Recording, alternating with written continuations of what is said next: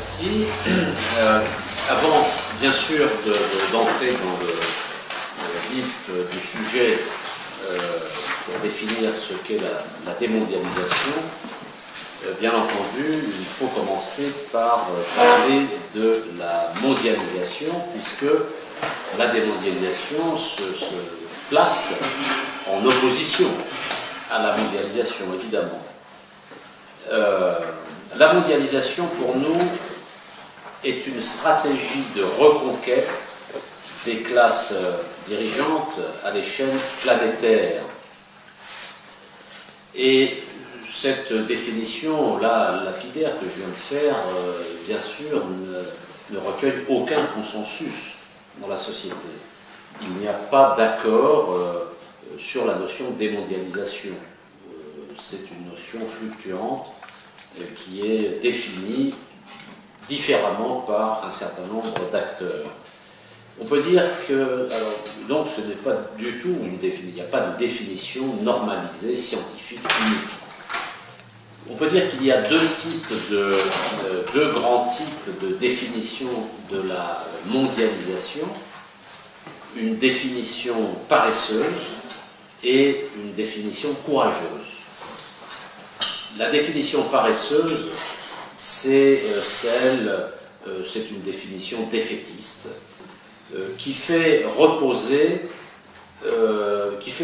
tous les mécanismes économiques, financiers et les progrès des sciences et des politiques. Autrement dit, pour ceux qui comprennent la mondialisation de cette manière-là, la mondialisation est le résultat quasiment automatique de l'évolution de l'économie, de l'évolution de la finance, de l'évolution des sciences, de l'évolution des techniques.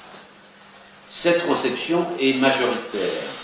C'est la définition qui est utilisée par les grands médias, par les classes dirigeantes, qui essayent de faire avaler cette conception, puisqu'on voit bien que son caractère défaitiste, si la mondialisation est le résultat naturel, automatique, de cet ensemble d'évolutions scientifiques, techniques, économiques, eh bien nous sommes apparemment assez démunis par rapport à ces phénomènes.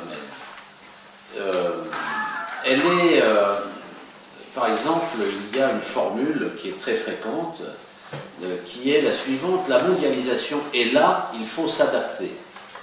Cette phrase tout à fait curieuse a été prononcée. Alors, est-ce que quelqu'un peut se remémorer qui est la personne qui a prononcé ces phrases aussi profondes? C'est pas Jospin? Oui, ça pourrait être Jospin. Ça pourrait être Kessler. Delors, ça pourrait être Delors. Mais c'est la même famille politique, en fait. C'est Monsieur Chérec, François Chérec, de la CFDT.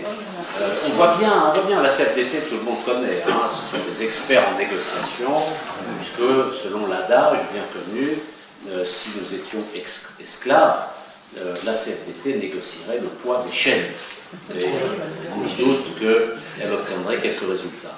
Alors, cette façon de voir les choses est typique d'une certaine catégorie des classes dirigeantes. Pour eux, la mondialisation est là, c'est un phénomène inexplicable, elle n'a pas de cause, puisqu'elle est là. Et on ne cherche pas à connaître les causes. Mais comment résoudre un problème dont on ne connaît pas les causes, et dont surtout on ne veut pas connaître les causes? Ça, c'est la définition la plus communément admise. Et puis, il y a la définition courageuse, optimiste, qui est la nôtre, qui considère que la mondialisation est une stratégie de reconquête des classes possédantes. Alors une reconquête, pourquoi, de qui, de quoi, sur qui, par qui? Petit rappel historique rapide pour bien comprendre la genèse du processus de mondialisation. Entre la fin de la Deuxième Guerre mondiale et la fin des années 80, il y a la cohabitation, la conjonction de trois phénomènes qui vont se développer. Le premier phénomène, c'est l'existence d'un camp socialiste. Là encore, il ne s'agit pas de, quelle que soit l'opinion que l'on ait sur ce système, il faut simplement constater que l'existence de pays qui se réclamaient du communisme interdisait aux firmes multinationales de réaliser du profit dans ces pays, même si après il y a eu une certaine ouverture, mais ça privait le marché, ça privait les firmes multinationales, ça privait les classes dirigeantes de gisements de profit tout à fait considérables, puisque ce sont des centaines de millions de gens qui étaient dans ces pays, Chine, URSS, les pays européens et encore quelques autres, des centaines de millions. Donc, pour le système capitaliste, le seul fait qu'existent ces pays était une épine, un caillou dans leurs chaussures. Il fallait d'une manière ou d'une autre liquider le système pour ouvrir les marchés. Deuxième, et donc ça provoquait une limite à l'accumulation du capital et ça empêchait donc le développement des profits. Le deuxième phénomène qui cohabite avec le premier, c'est le mouvement de décolonisation qui s'engage, qui se poursuit dès les lendemains de la Seconde Guerre mondiale, avec la création du mouvement des pays non alignés au début des années 50, la conférence de Bandung en Indonésie, où les pays qui sont soit déjà décolonisés ou des mouvements de libération nationale qui s'apprêtent à engager la lutte se réunissent et décident progressivement vont bâtir ce que l'on appelle le mouvement des pays non alignés. Non alignés par rapport au système occidental et par rapport au système soviétique. Ils ne veulent pas être alignés, donc ni sur l'un ni sur l'autre. Ils recherchent une voie particulière de développement et vont publier un certain nombre de travaux avec une charte, avec plusieurs chartes d'ailleurs, qui va propulser des idées comme la coexistence pacifique, comme le contrôle des matières premières, comme l'aide au développement, comme le respect de la souveraineté des nations, etc. Et le contrôle sur les matières premières. Mais ce mouvement va affaiblir le camp occidental parce que les pays soviétiques finalement vont quand même se placer plutôt du côté des mouvements des pays alignés, non alignés, et ceux-ci vont se rapprocher quand même plutôt du côté du camp soviétique que du côté occidental. C'est un deuxième facteur d'affaiblissement des classes dirigeantes occidentales et du capitalisme. Et puis, il y a un troisième phénomène conjoint qui est le développement des luttes syndicales. Entre les années, depuis la fin de la guerre, jusqu'à la fin des années 70, de très puissantes luttes syndicales vont se développer à travers tout le monde occidental, avec la pointe de 1968, qui concernera pas seulement la France, mais les États-Unis, le Japon, l'Allemagne, la Grande-Bretagne, l'Italie, bien sûr. C'est un mouvement général, un mouvement international, et cette mobilisation rassemble à la fois les ouvriers et une grande partie de la jeunesse. Il y a conjonction plus ou moins heureuse, plus ou moins conflictuelle entre les ouvriers et les jeunes, mais il y a des luttes extrêmement puissantes sur des revendications classiques que l'on appelle quantitatives, sur le salaire, sur les conditions de travail, sur la durée du travail, sur les revendications, disons, traditionnelles du mouvement ouvrier. Mais il y a aussi des revendications dites qualitatives, plus de liberté au travail, plus de promotion, plus d'autonomie dans le travail, etc. Cette situation pose deux catégories de problèmes aux classes dirigeantes. La première catégorie, ce sont les problèmes économiques. Ça provoque la baisse de la rentabilité du capital, ça provoque la baisse des profits, ça provoque la baisse du partage, la déformation du partage de la valeur ajoutée au profit des travailleurs, au détriment du capital. Parce que les avancées sociales obtenues par les luttes se traduisent, ont un impact immédiat sur la rentabilité du capital, bien entendu. Donc il faut résoudre le problème de la baisse des profits. Les classes dirigeantes ne peuvent pas accepter cette situation de baisse des profits. Et puis il y a un problème politique, idéologique, qui est le développement dans la société d'un climat anticapitaliste, de slogans comme l'autogestion, comme le socialisme, qui évidemment remettent en cause le système lui-même, et pas simplement des revendications quantitatives, voire même qualitatives. Il y a donc un climat malsain du point de vue des dirigeants d'entreprise, et pour ceux qui ont connu cette époque, dans les années, fin des années 60, années 70, il y a dans des pays comme la France, comme l'Italie, et dans quelques cas ailleurs, un véritable pouvoir ouvrier qui se met en place dans certaines grandes entreprises. Les directions d'entreprise perdent le contrôle des entreprises, dans certains cas. Exemple, à Turin, chez Fiat, ce sont les ouvriers qui ont imposé les recrutements. C'est plus l'entreprise qui recrute, c'est les travailleurs. Ils ont imposé la vitesse des chaînes. C'est pas la direction qui décide d'augmenter la vitesse de la chaîne. Non, non, tout ça est pris en main. Dans d'autres usines, les chefs d'atelier, les ingénieurs, les cadres sont interdits d'accès dans les ateliers. Ils n'ont pas le droit d'y entrer. Non, on n'imagine plus ce qui se passe à cette époque. Et pour avoir une bonne représentation de la période, on peut lire avec profit le livre de Luc Boltanski qui s'appelle « L'esprit du capitalisme », qui montre à quel point ce que nous sous-estimons complètement aujourd'hui, cette période a été rayée des mémoires, rayée de la carte. On fait comme si ça n'avait pas existé. Pourtant, ça fait trembler les classes dominantes.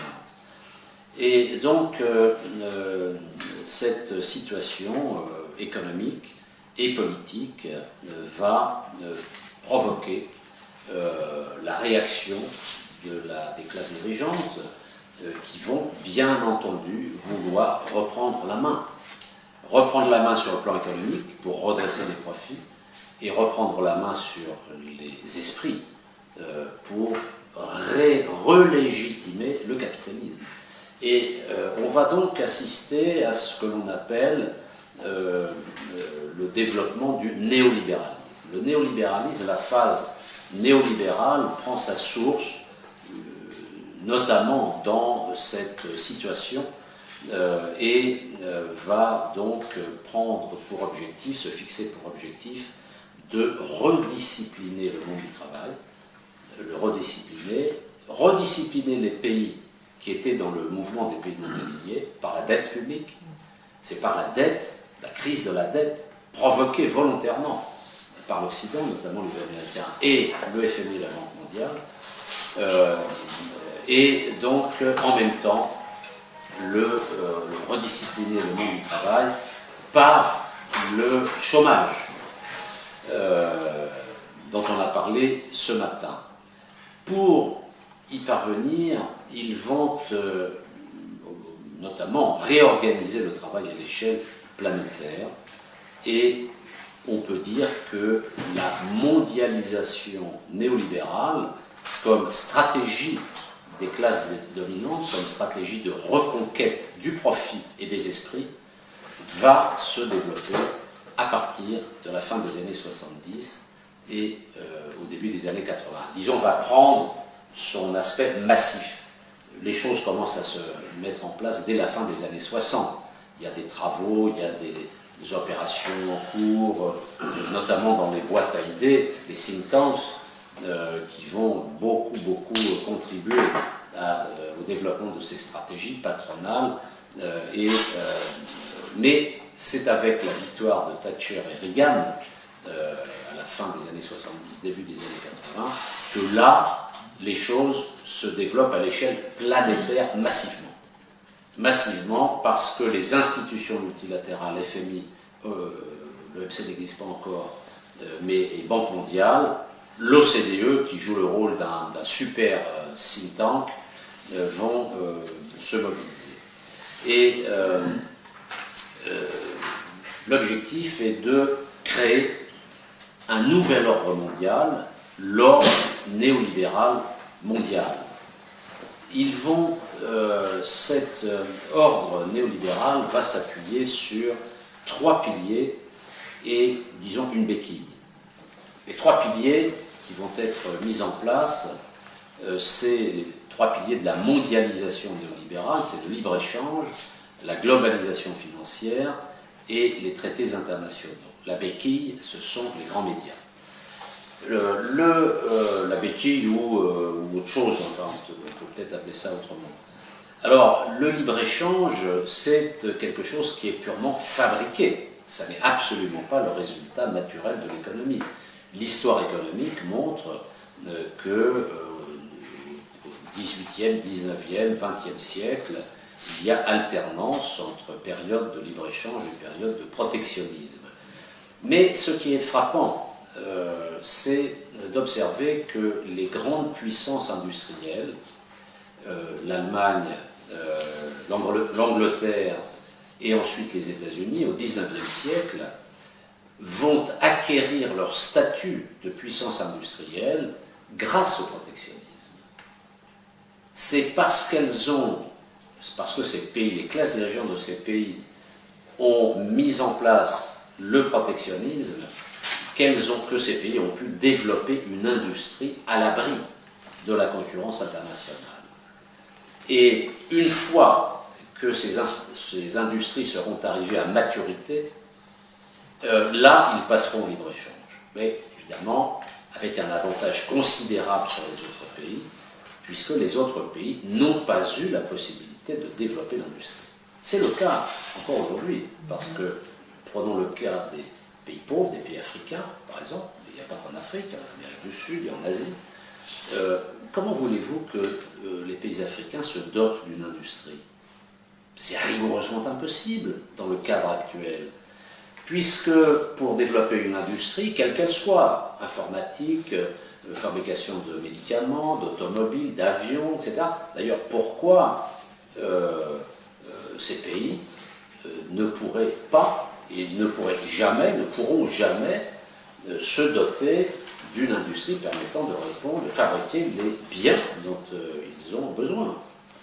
Aujourd'hui, le système est fait pour qu'ils exportent à bas prix des matières premières brutes, surtout sans retraitement sur place, et en échange achètent les produits manufacturés du Nord, incorporant les nouvelles technologies. C'est ça le schéma qui verrouille le système.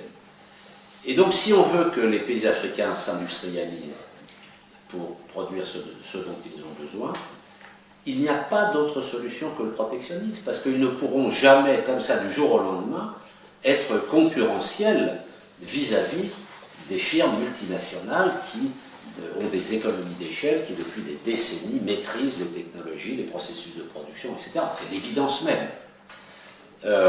Donc, premier pilier du système de libre-échange, on voit bien qu'il assure la domination des firmes multinationales du Nord. Il est fait pour ça.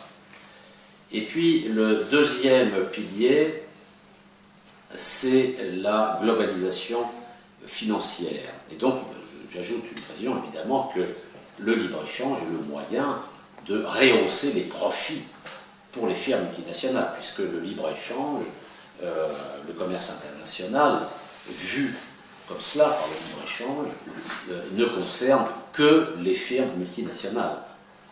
D'ailleurs, ce qu'on appelle les libre-échange, une grande partie du libre-échange se fait à l'intérieur des multinationales. entre filiales de pays étrangers.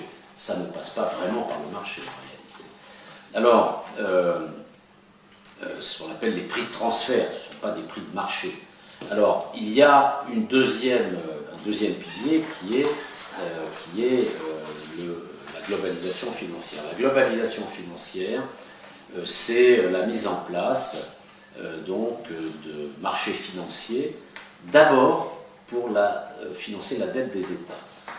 Ça a commencé comme ça. Là aussi, c'est une création volontaire par les classes dominantes, créer des marchés financiers, d'abord pour financer la dette des États. Les États se finançaient avant par des emprunts bancaires. Et un emprunt bancaire n'est pas une opération de marché, c'est un contrat de prêt. Ça ne passe pas par le marché. Et puis, le financement par le marché, c'est des émissions obligataires. Des émissions obligataires. Mais donc, avant, les États se finançaient par des crédits bancaires et par des avances de la Banque de France, des banques centrales, comme font d'ailleurs toujours les banques centrales des États-Unis, d'Angleterre, de Russie, de Chine. Il n'y a qu'avec la BCE que la politique monétaire a été éliminée du jeu. Et donc la globalisation financière va démarrer de la mise sous contrôle des finances publiques par les marchés financiers. L'objectif, c'est d'obtenir une baisse des taux d'intérêt qui permettent de diminuer la dépense publique, ce qu'on appelle la charge de la dette, je vous rappelle, entre 40 et 50 milliards par an pour le budget de l'État, donc de baisser cette charge de la dette et de faire en sorte que la dette soit limitée parce que les marchés financiers sont réputés sanctionner les États qui n'obéiraient pas à la discipline budgétaire.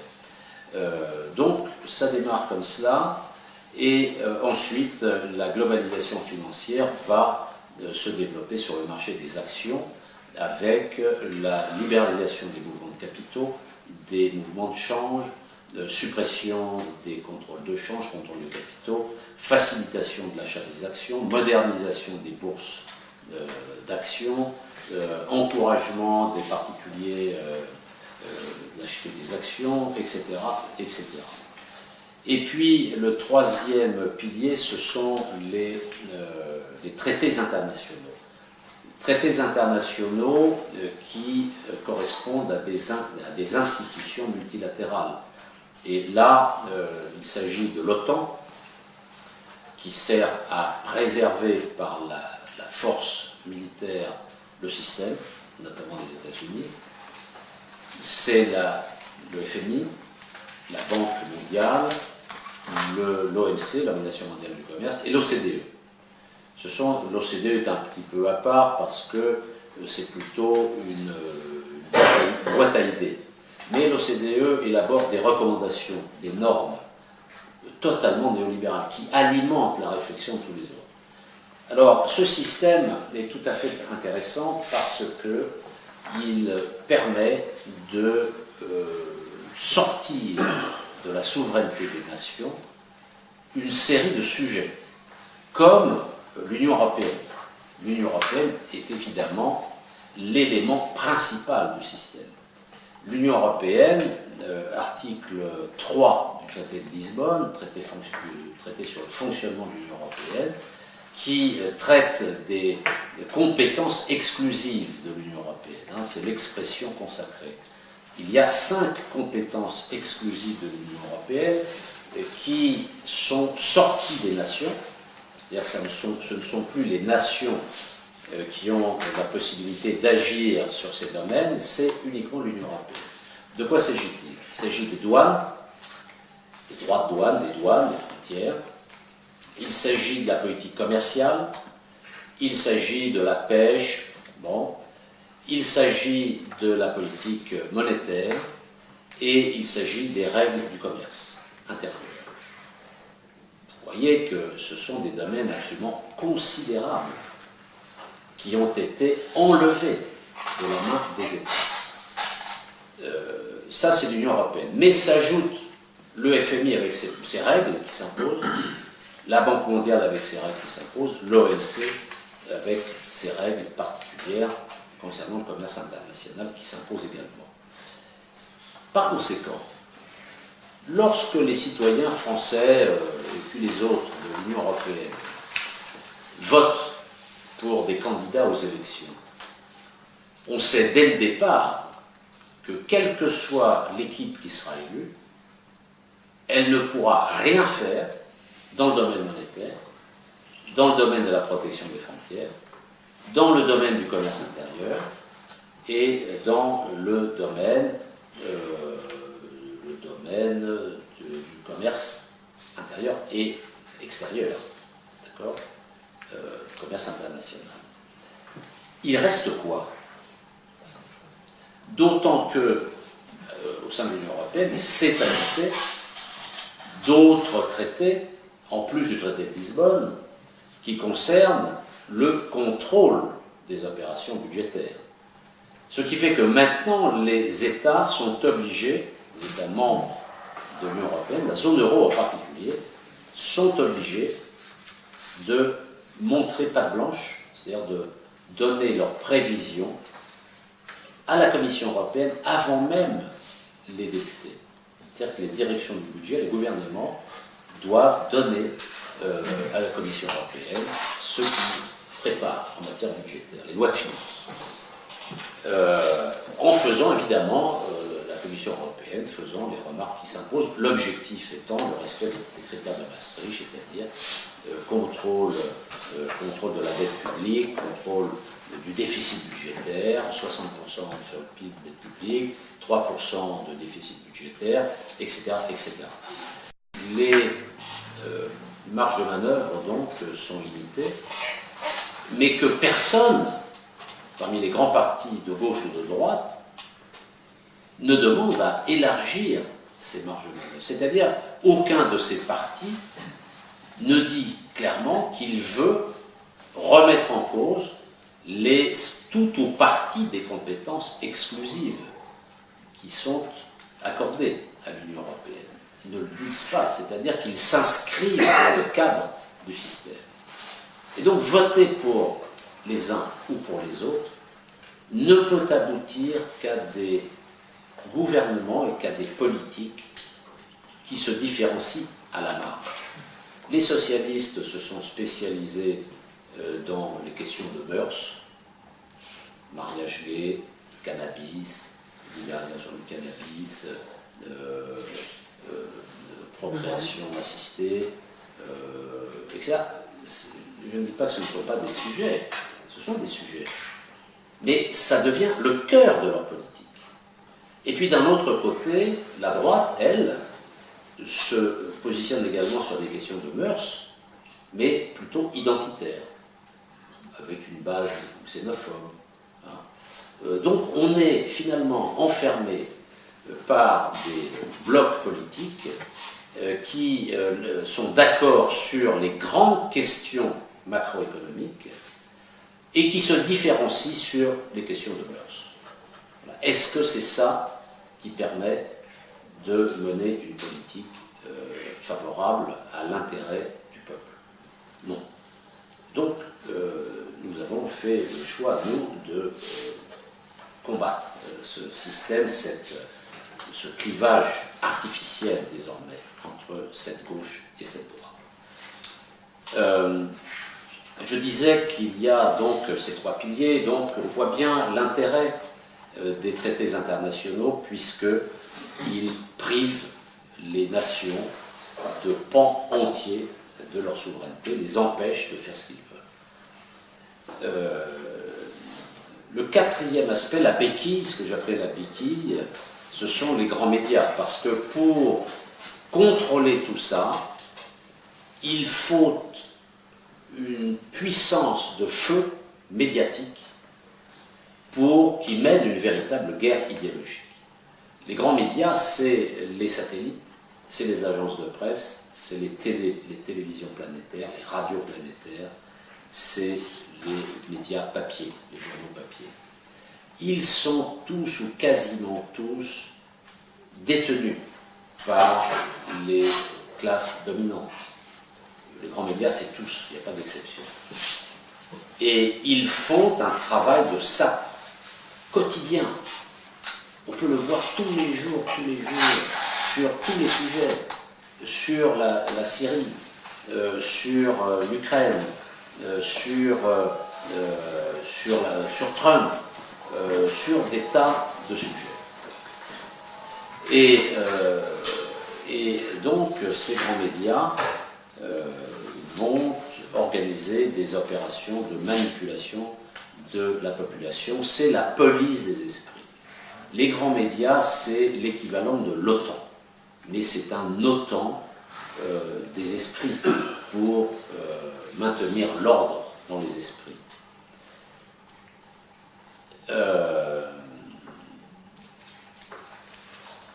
La démondialisation, par conséquent, consiste à sortir de l'ordre néolibéral mondial. La démondialisation pour nous. Parce qu'il y a des personnages qui utilisent l'expression. M. Montebourg, par exemple. M. Montebourg a parlé de la démondialisation, mais le contenu qu'il met derrière ce mot est vide. Il n'y a pas de contenu. C'est un slogan. Il a senti que dans la population, vous vous rappelez quand il y a eu la primaire socialiste, c'était quand? C'était en 2012, non? Déjà 2011. Avant l'élection. En 2011, il s'est présenté à la primaire socialiste et son mot d'ordre, c'était la démondialisation. Et il a gagné combien? Il a eu 17% chez les socialistes. Et il faut le faire, parce qu'aujourd'hui, les socialistes, il y a plus de socialistes qui soutiennent Macron que Montebourg. Ceci dit, Montebourg, il a fait ça uniquement parce qu'il sentait qu'il y a une volonté dans la population croissante de produire français, hein, la volonté de produire français, de produire local. On l'a vu avec les questions agricoles, hein, les gens veulent acheter des produits locaux. Il y a une volonté d'indépendance, de souveraineté, et qu'il faut mettre des mots sur ces tendances profondes dans la population. Donc il a repris la notion de mondialisation, mais sans véritable contenu, parce que d'abord il ne fait pas la bonne analyse, et il ne fait pas du coup les bonnes propositions. La démondialisation, c'est donc la sortie de l'ordre néolibéral mondial, la sortie des trois piliers, sortie du libre-échange. On répudie les traités de libre-échange.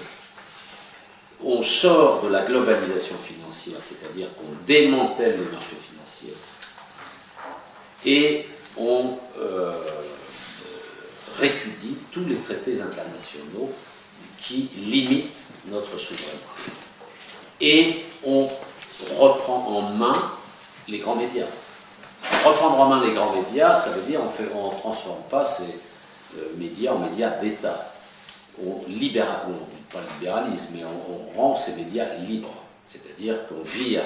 Il faut savoir par exemple qu'aux États-Unis, aucun dirigeant d'entreprise ne peut posséder un journal.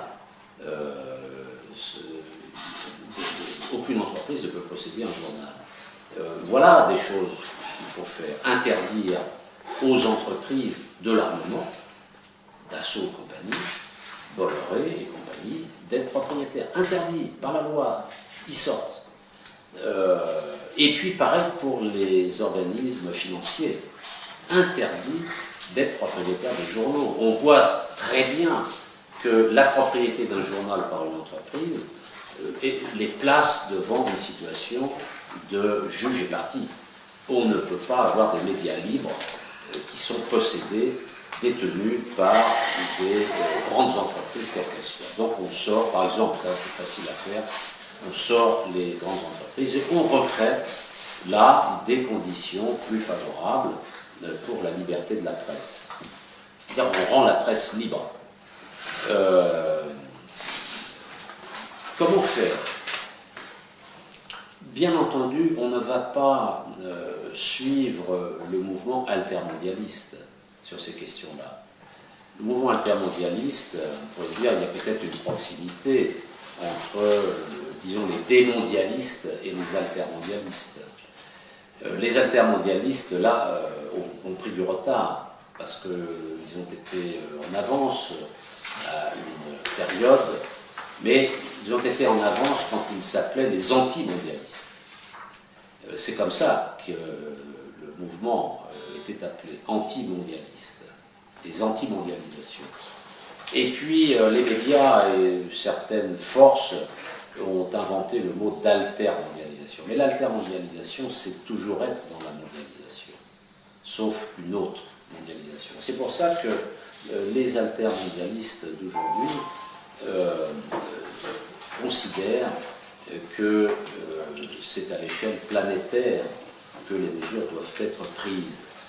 Je pense que nous aussi, nous aimerions que des décisions soient prises à l'échelle planétaire sur le climat, sur la lutte contre la pauvreté, sur l'emploi, sur le respect des libertés.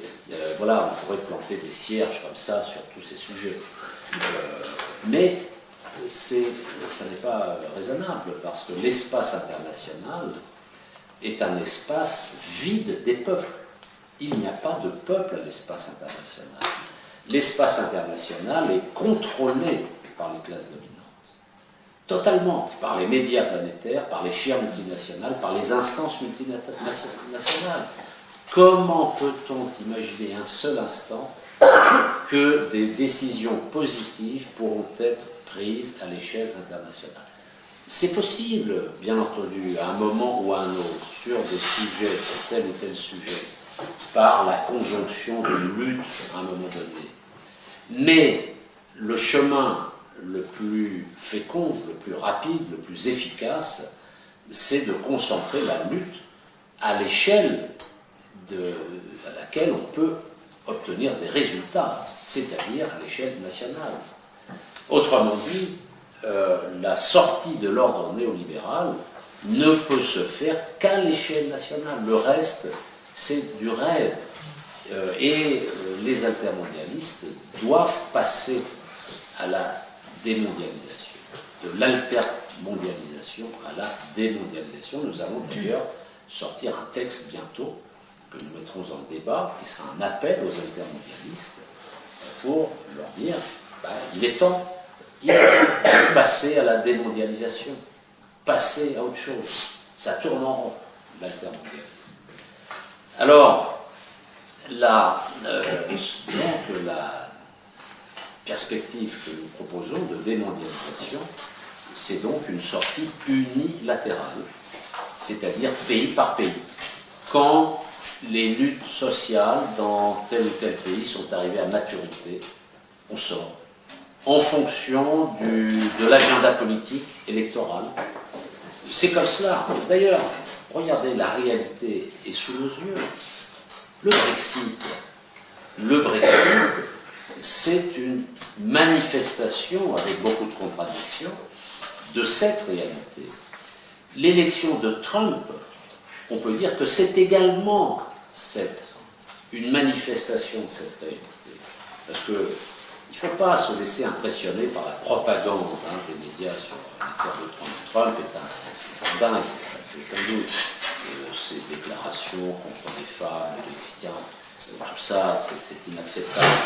Mais ce n'est pas l'essentiel. L'essentiel, c'est de voir ce qu'il y a, la vague qu'il y a en dessous. Parce que Trump, il est porté par un mouvement. Il est porté par un mouvement dans lequel il y a des contradictions, mais notamment, il y a une partie de démondialisation parmi la population qui s'est prononcée sur Trump. Contrairement à Clinton, qui était l'archétype de la mondialisation néolibérale, agressive, pro-OTAN, pro-guerre, Clinton, c'est elle qui a semé la panique en Libye. Elle a une responsabilité totale dans la guerre en Irak. Bon, je veux dire, c'était... bon, on verra comment les choses se passent hein, avec Tom, on ne sait rien. Mais disons, il ne faut pas voir seulement l'aspect du personnage caricatural. Il faut voir pourquoi des millions de gens ont voté pour lui. C'est ça qui est intéressant. Parce qu'on voit bien que l'absence de réponse de la gauche aux préoccupations de la population ouvre la voie à des imposteurs. Marine Le Pen est un imposteur. Mais c'est à cause du Parti socialiste et du Parti communiste.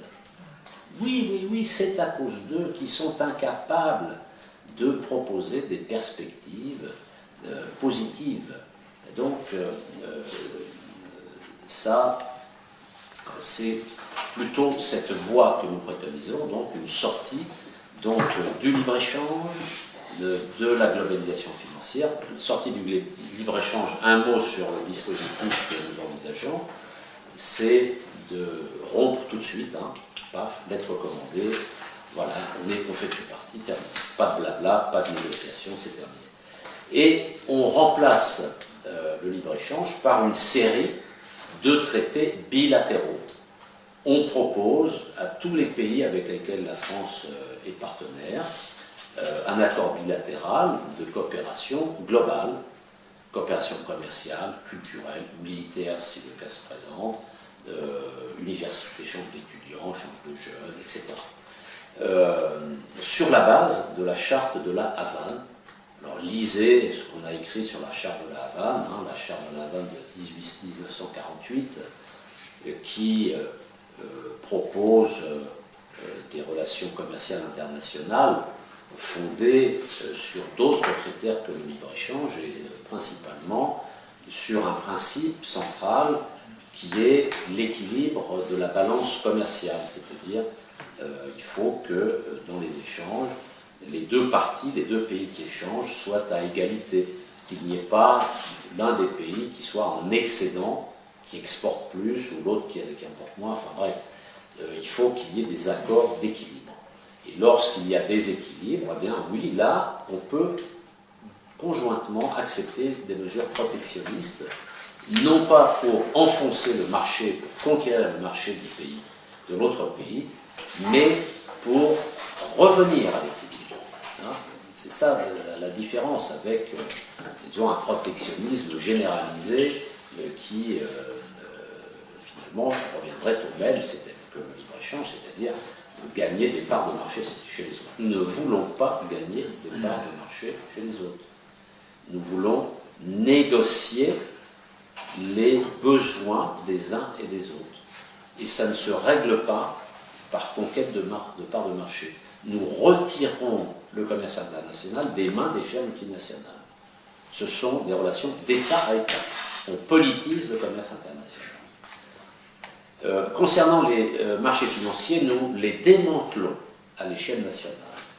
Nous les démantelons d'abord parce que les finances publiques reviendront à des dispositifs hors marché, au lieu d'émettre des obligations sur le marché.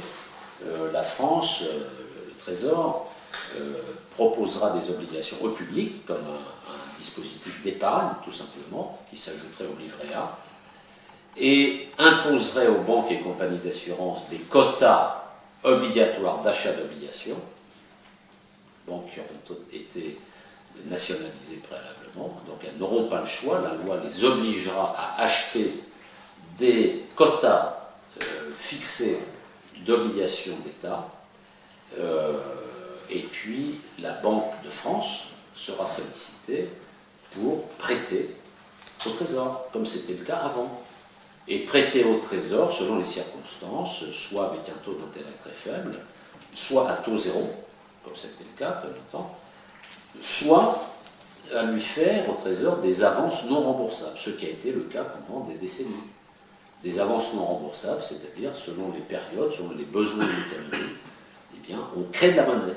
C'est de la création monétaire pure, puisqu'il n'y a pas derrière de remboursement. Mais c'est comme ça hein, que la SNCF, l'EDF ont été financés à la fin de la guerre, par de la création monétaire. Donc, voilà, on revient. Alors tout ça, ce sont des tabous, évidemment, qui ont été instaurés par le néolibéralisme, mais on finance l'État comme ça. Pourquoi on démantèle les marchés financiers? Parce qu'on ferme le marché obligataire public. Il n'y a plus d'émissions et il n'y a plus de marché secondaire, c'est-à-dire que ceux qui achètent les titres, les banques auxquelles on a fait avaler des titres et les citoyens qui ont la possibilité d'acheter des obligations d'État ne peuvent pas la vendre. Sauf à l'État. Et sauf, c'est un peu ceux qui sont dans le privé connaissent les dispositifs d'intéressement d'épargne salariale. Vous savez que lorsqu'on a d'intéressement d'épargne salariale, l'argent est bloqué pendant quelques années, 5 ans, on n'a pas le droit d'y toucher, sauf mariage, décès, événements familiaux, machin. Ben, là c'est pareil, c'est les gens qui ont acheté, l'argent est bloqué, sauf cas particulier, événement familial, et besoin et c'est l'État qui achète. C'est-à-dire on ne peut pas revendre comme une voiture d'occasion à son voisin. Non, c'est l'État, seul l'État peut racheter les obligations. Il n'y a plus de marché financier. Si on fait ça, de marché financier obligataire. Reste le marché des actions. Le marché des actions, lui, on va organiser le dépérissement de la bourse très vite. Il faudrait parler longuement de cela, mais la bourse est aujourd'hui un mythe. Elle a été conçue pour lever des capitaux. Or, aujourd'hui, la bourse sert en réalité à l'inverse. C'est-à-dire, ça pompe les entreprises. Les actionnaires, au lieu d'apporter des capitaux, pressent les entreprises comme des citrons.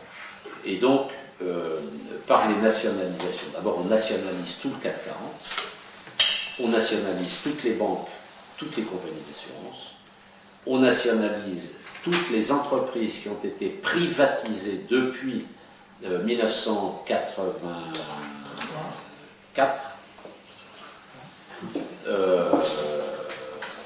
Si on a d'autres en 83, on prend, hein, pas de problème. Et puis, celles qui ne sont pas dans cette catégorie, la grande distribution, les centrales d'achat, et en tout cas toutes les grandes entreprises stratégiques. On les nationalise. Alors, on va se dire, oui, mais c'est gentil, mais comment on finance? Ben, on finance par 2 moyens. Le premier moyen, c'est la mise en place d'une mission affectée à la Caisse des dépôts. La Caisse des dépôts, quand nous allons, un gouvernement qui annonce ce programme, qui gagne les élections sur la base de ce programme, qui commence à mettre en œuvre ce programme, que va-t-il se passer sur les marchés financiers? Ils vont s'écrouler. Vous voyez qu'il ne leur en faut pas beaucoup, hein, parce que avec le Brexit, il y a eu un dévissage. Ce n'est pas du tout le cas aux États-Unis. Hein, le Standard & Poor's, le Dow Jones battent des records en ce moment. Hein. Mais là, si on fait ça, les marchés financiers vont s'écrouler. Baisse du prix des actions. Excellent. Excellent parce que la Caisse des dépôts va acheter, va ramasser les titres et va devenir majoritaire dans un certain nombre d'entreprises en rachetant les titres sur le marché. C'est-à-dire qu'on prend le marché à son propre piège. Là, il n'y a pas de nationalisation, il n'y a pas de loi, c'est une opération de marché. Mais il faut que la Caisse des dépôts dispose des moyens pour le faire. Il faut quelques poignées de milliards. Ces milliards lui seront donnés par la Banque de France. Et s'il y a de la création monétaire à faire, c'est là. Et donc, il y a cette première possibilité, acheter tout de suite, quand les titres baissent, acheter les actions sur la bourse. Et puis le deuxième moyen de financer les nationalisations, c'est de reprendre la méthode qui a été utilisée dans l'après-guerre, pendant les phases de nationalisation de l'après-guerre, notamment la nationalisation d'EDF. Mais il n'y a pas que l'EDF. Le système était très simple. C'était des entreprises privées qui étaient cotées en bourse. Et donc, il y a une valeur boursière qui est définie, et là il faut se mettre d'accord sur la valeur moyenne sur une certaine période, parce qu'évidemment on ne peut pas prendre le dernier prix, parce qu'il incorpore des informations ponctuelles, donc il faut voir sur 1 an, 2 ans, 3 ans, 5 ans, on fait ce qu'on veut, peu importe, et on définit un prix moyen de l'action. On transforme cette action en obligation. Et aux détenteurs d'actions, on convertit leurs actions en obligations. C'est-à-dire que les gens, au lieu d'avoir une action, ils ont à la place une obligation ou un certain nombre d'obligations correspondant à la valeur du prix moyen de l'action qu'on a définie. Et ensuite, l'État rembourse cette somme aux actionnaires sur 50 ans. C'est ce qui a été fait avec EDF. Sur 50 ans. Remboursement sur 50 ans.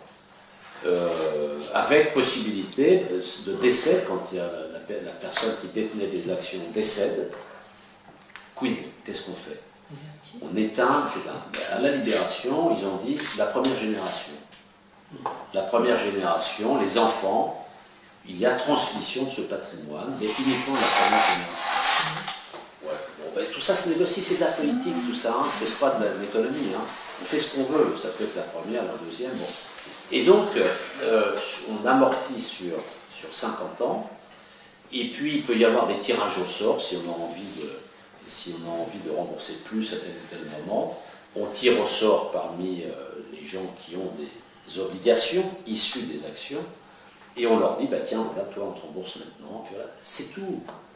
D'ailleurs, à EDF, je passe sous le contrôle de Jean-Luc, c'est tout à fait juste. ça s'est terminé il n'y a pas très longtemps, cette affaire-là. Ça a duré 50 ans.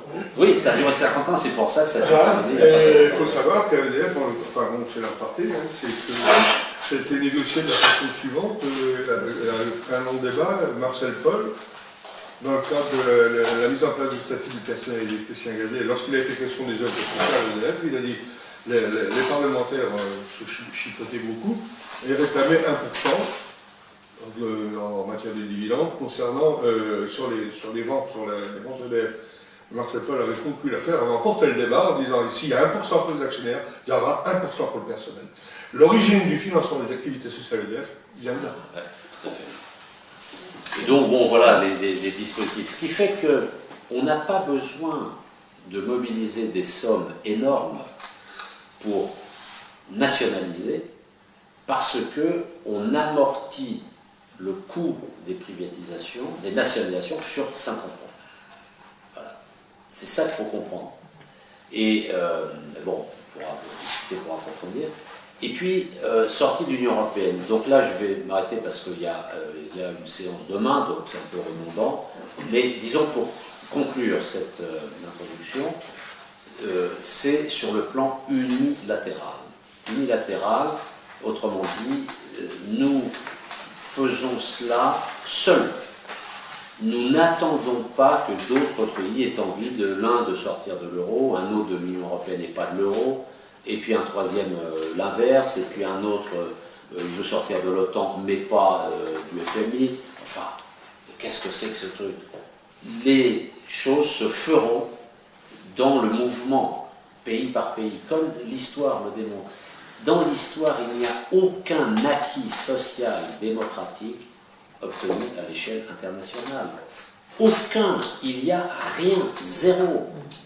C'est à l'échelle nationale que les acquis sociaux démocratiques sont conquis.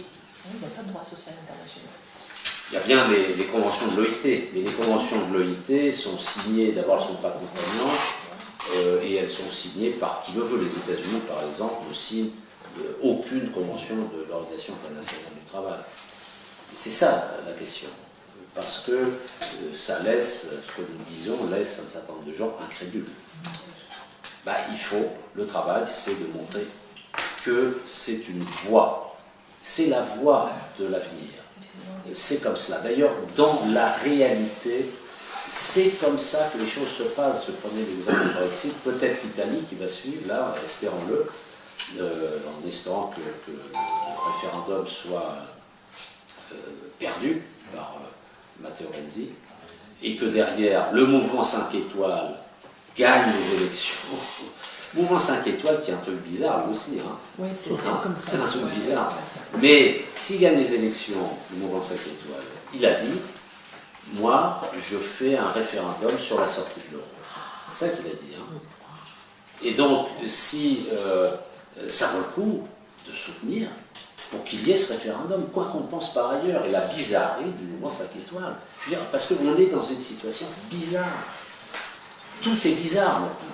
Les choses ne sont plus... Avant, il y avait les patrons, les ouvriers. Hein. Le patron était là.